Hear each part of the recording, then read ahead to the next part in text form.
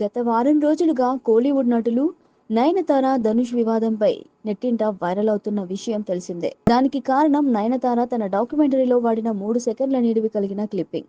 దాంతో ఇద్దరి మధ్య వివాదం కొనసాగుతోంది. ఒకరినొకరు దోషిగా చూపిస్తూ పెద్ద ఎత్తున విమర్శలు చేసుకుంటున్నారు. ఈ క్రమంలో చెన్నై వేదికగా జరిగిన ఒక వివాహ వేడుకకి ఇద్దరు స్టార్లు హాజరై అందరినీ ఆశ్చర్యపరిచారు. టౌన్ పిక్చర్స్ వ్యవస్థాపకుడు ఆకాష్ భాస్కర్ వివాహ వేదికపై ఇలా నయన్ ధనుష్ ప్రత్యక్షమయ్యారు. గురువారం ఆకాష్ భాస్కర్ పెళ్లికి తొలుత ధనుష్ హాజరవగా ఆ తర్వాత నయనతార కూడా తన భర్త విఘ్నేష్ శివన్తో కలిసి వచ్చారు.